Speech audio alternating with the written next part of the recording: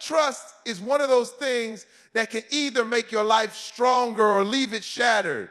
It's invisible, but it shows up in every relationship we have, whether it's with family, friends, coworkers, or strangers we meet along the way. And the thing about trust is, once it's broken, it rarely goes back to what it was. It's like a mirror. You might piece it back together, but there will always be cracks. Now, let me ask you something. How many times have you given someone the benefit of the doubt only to have them show you why you shouldn't have? We've all been there. And every single time we walk away saying, I should have known better. That feeling right there. That's what happens when trust gets misused. And it doesn't always come with warning signs or sirens. Sometimes it creeps in quietly. You trust someone because they smile, because they say the right words, because they're good at telling you want to hear. But what they're really doing is rehearsing a role, one where they get what they want, and you're left holding the consequences.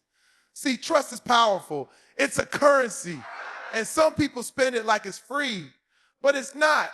Real trust takes time to build, and it should take time. It's not something you got to everybody with a nice face and a charming voice.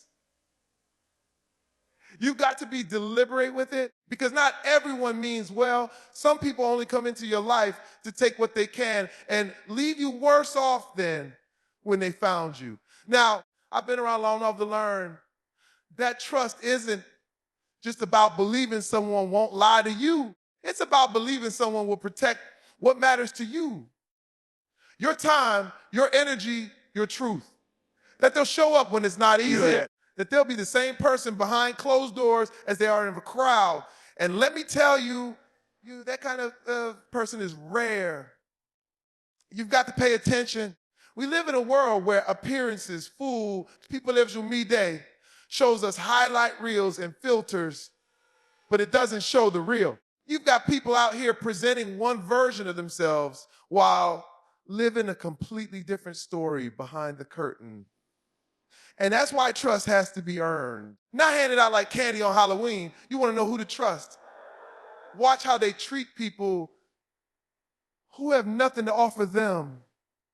Look what they say when no one's watching. See if their actions line up with their words. That's the real measure. Anybody can talk a good game when things are easy. But trust is tested in difficulty, in conflict, in those uncomfortable moments when it would be easier to lie, to cheat, to walk away. That's when a person's true character shows. I'm not saying be paranoid. I'm not saying walk through life with your guard up so high, you never let anyone in. What I am saying is protect your space. Guard your spirit. Don't be so eager to trust that you ignore the signs. Because when trust is broken, it doesn't just hurt. It changes you. It makes you doubt the good people too. And that's not fair to them or to you. We've got to stop assuming that everyone deserves access to our hearts, our thoughts, our loyalty. Access should be earned, not demanded, not manipulated, not faked through a smile. And the best way to make sure you're not giving your trust to the wrong people. Know what you stand for. Know what your values are. I know what kind of energy you want in your life, and don't compromise just to feel accepted or to avoid conflict. Because trust that's built on fear or loneliness or desperation, that's not real trust. Survival and survival mode will have you forming bonds with people who are secretly breaking you. So as we get into these three types of people you should never trust, I want you to remember this. Trust is not a weakness. It's not soft. It's strength under control. But it only works when you know how to use the why. Let's talk about the first type. Now let's get into the first type of person you should never trust. The chronic liar. You ever meet someone who lies so easily, smoothly, you start questioning your own memory? Like, you know what you saw, you know what you heard? But somehow, by the end of the conversation, they've twisted up so well you're doubting your own reality. That's a dangerous person. And the thing about chronic liars is they don't just lie when it's convenient. They lie as a way of life. It's their first language. They lie to look better, to cover their tracks, to manipulate situations, and most dangerously, to control the people around them. Here's what makes them so tricky. They're not always lying with bad intentions right away. Sometimes they lie about small stuff. A story, they exaggerate. A compliment, they don't mean. A pass, they alter just a little. And you think it's not a big deal, but that's how it starts. It's not about the size of the lie. It's about the pattern. When someone lies easily about the small things, you better believe they'll lie about the big things when the pressure's on. I've seen it too many times. People who lie to get ahead, to save face, to avoid responsibility. And the scary part is, if you trust someone like that, they will have you walking into battles you didn't sign up for. They will have you vouching for them. When they know they're wrong, they'll put your name on things you had nothing to do with. And when the fallout comes, and it always does, they'll disappear. Or worse, they'll flip the script and blame you. These types don't care who gets hurt, as long as they look clean. They don't carry guilt the same way a trustworthy person does. They don't lose sleep over the damage they cause, and you can't fix them with love or loyalty or hoping they'll change. You can only protect yourself by recognizing the signs and backing away early. And here's another truth about chronic liars: they're charming. Oh yeah. They know how to talk, how to smile, how to say the right thing at the right time. And if you're not careful, that charm will blind you. You'll think, or they don't mean harm, or they're just misunderstood. And next thing you know, you're knee deep in a situation that's built on lies. See, trust isn't just about believing someone won't lie. It's about knowing they won't lie to you, that they'll tell the truth even when it costs them something, that they'll own their mistakes instead of hiding behind a web of made-up stories. If someone's first thing is to bend the truth, that's not someone you want close. I remember dealing with someone who could lie with a straight face like it was nothing. They would lie about where they were, who they were, with what was said. And every time, it sounded so convincing. They had this way of flipping the story so smoothly. You start thinking you were overreacting. That kind of manipulation is dangerous because it messes with your sense of reality. And once someone can control how you see the truth, they control you. But let me say this, just because someone's a smoker doesn't mean they're a trustworthy person. Some of the most dangerous people are the ones who seem the calmest, the most collected, put together. You've got to look beyond the surface. Look at what they do when they think no one's watching. And that's the truth. If you catch someone in a lie and they brush it like it's no big deal, that's your sign. Don't ignore it. Don't make excuses for them. Because if you excuse one lie, you're setting the stage for a dozen more. You're teaching them how to treat you. You deserve truth. You deserve people in your life who speak it, even when it's uncomfortable, even it's messy. Because truth builds trust. And trust builds peace. But lies build cows. And no matter how much someone claims to care about you, if they're willing to lie to you, or worse, lie about you, then they've already made their choice. Protect your peace. Watch the patterns. And remember, someone who lies constantly isn't just hiding the truth. They're hiding who they really are. Now, let me tell you about another type of person you should never trust. The opportunist. This one's a little harder to spot at first because they come across like they've got your back. They show up when the energy is good, when the room is lit, when you're winning. They clap the loudest when everybody's watching. But here's what makes them different. They're not there for you. They're there for what you can do for them. Opportunists are masters at playing the role. They'll make it look like they're your friend, your teammate, your supporter. But the second the benefits dry up or someone else comes along who can offer them more, they're gone.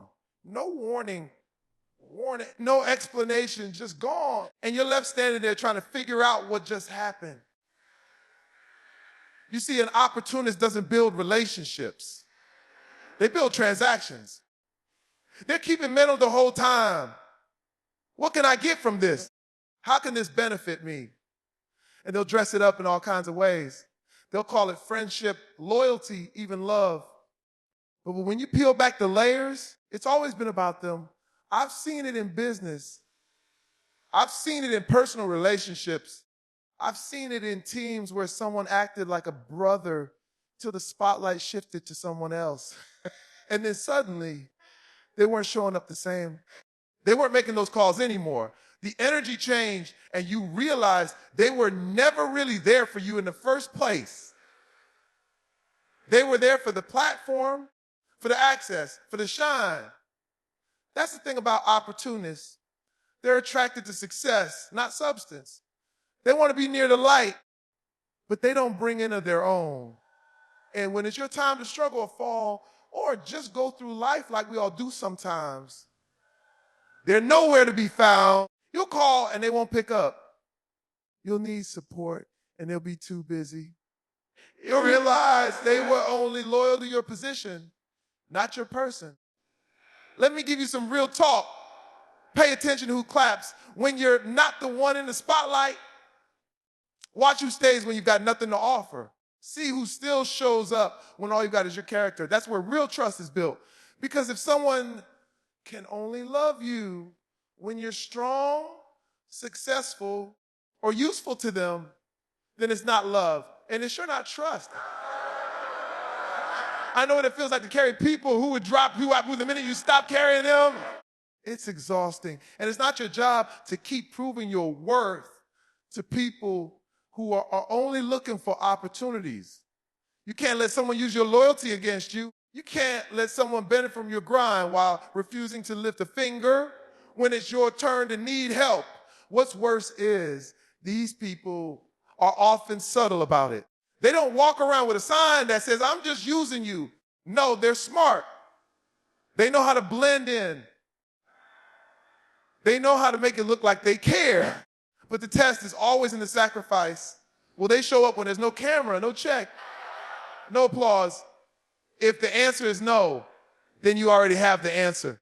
You've got to get clear about who's really in your corner, because the longer you let opportunists stick around, the more they drain you. Not just your time or energy, but your belief in good people.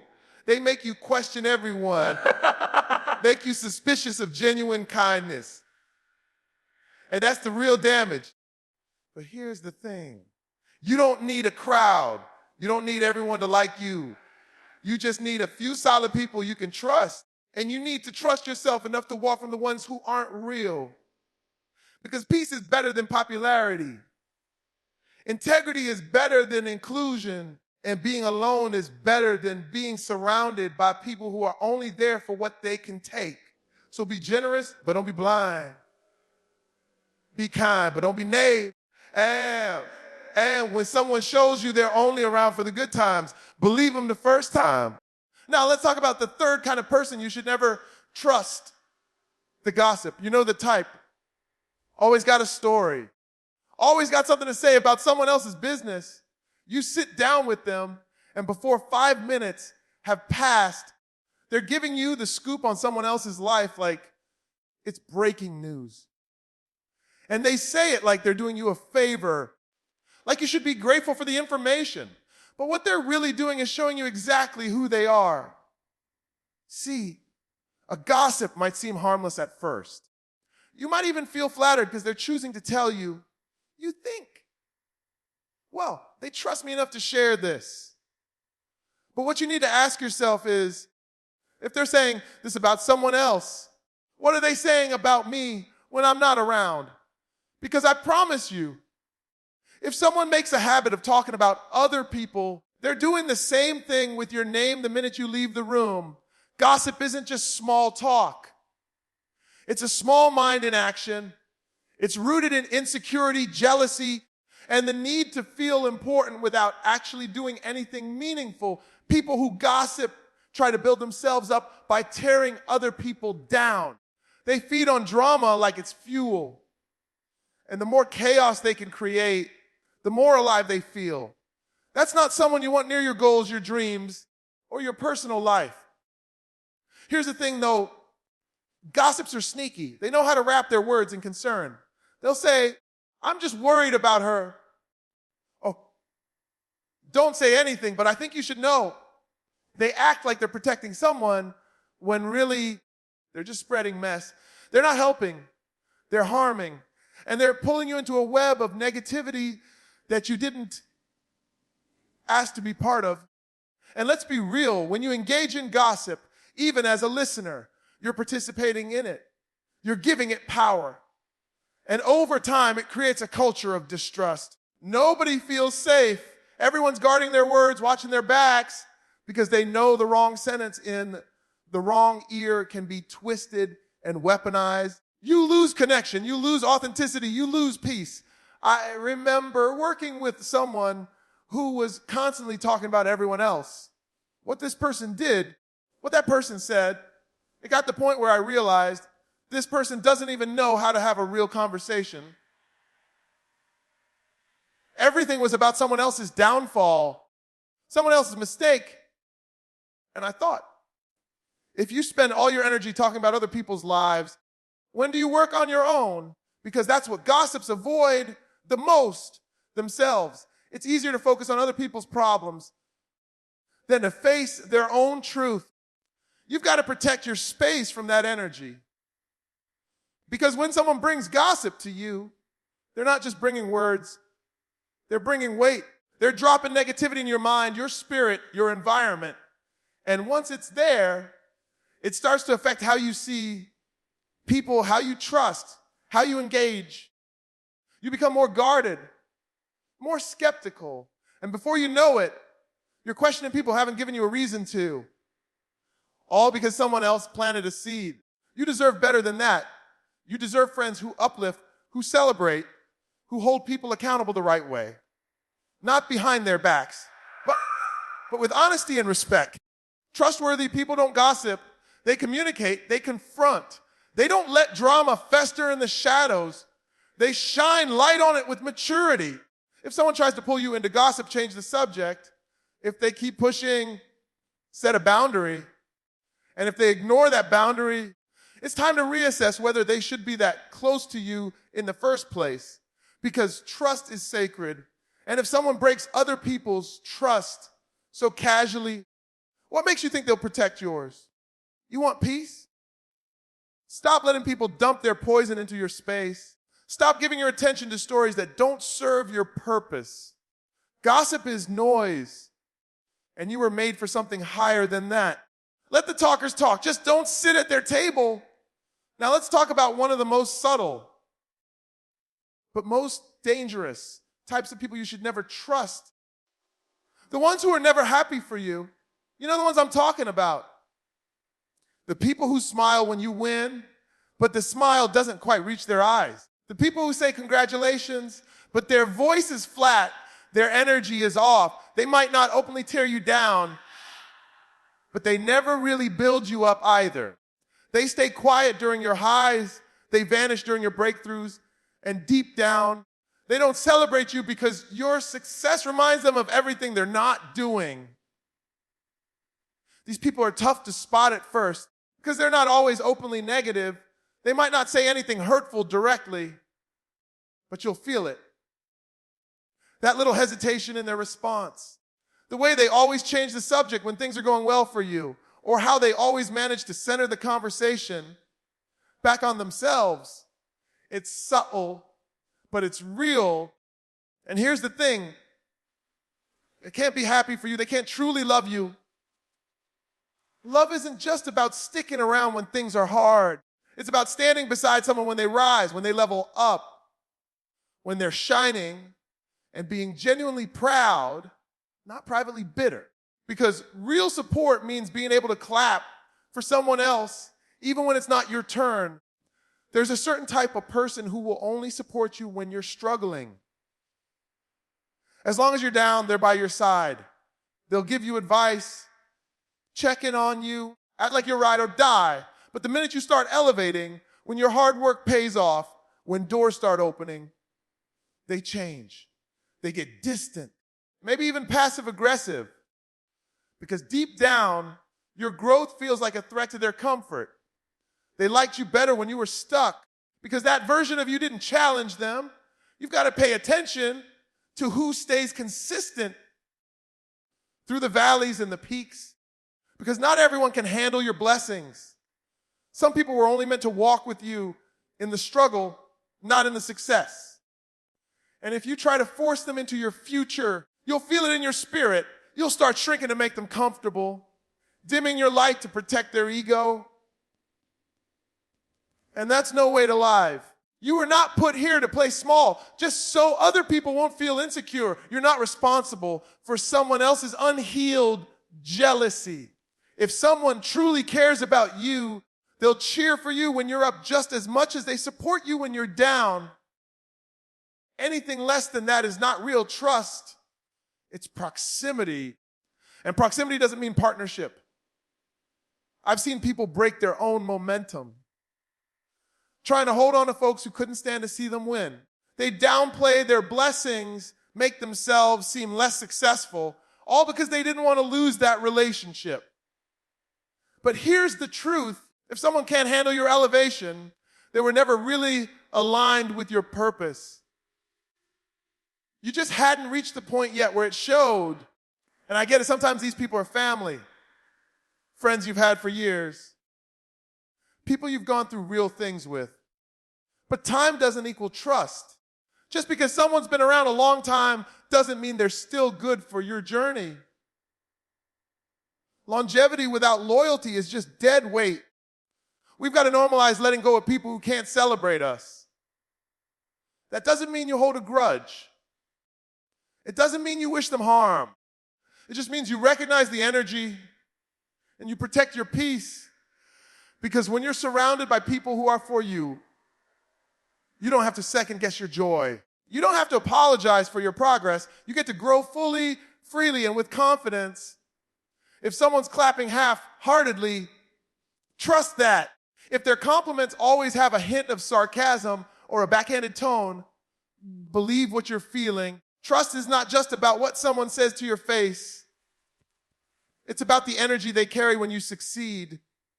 You deserve people who pour into you, not people who poke holes in your spirit, people who lift you up, not subtly try to pull you back down.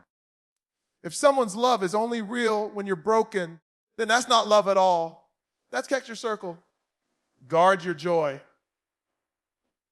And don't waste time trusting people who resent your rise. Now, there's one last type of person you should never trust. And this one might catch you off guard. It's the one who never takes responsibility. The one who's always the victim, always pointing fingers, always blaming someone else for everything that goes wrong in their life. These are the people who can explain away every mistake, every failure, every bad decision. Because in their mind, it's never their fault. It's always someone else. Their boss was out to get them. Their ex was crazy. Their friends were disloyal. Their childhood was too hard. The system is unfair. And listen, some of that might even be true. Life does get tough. We all go through things. But at some point, you've got to take ownership. You've got to look in the mirror and ask yourself, what part did I play in this? People who never ask that question can't be trusted because they'll never hold themselves accountable. And eventually, they'll make you the next person to blame. You can't build anything real with someone who refuses to own their role in things. Whether it's a friendship, a relationship, a team, whatever it is, if someone can't admit when they're wrong, you're going to spend most of your time cleaning up messes they won't even acknowledge. And that's not partnership, that's babysitting. The truth is, growth and trust go hand in hand. A person who's growing will say, I messed up. That was on me. They'll apologize, they'll learn, they'll adjust.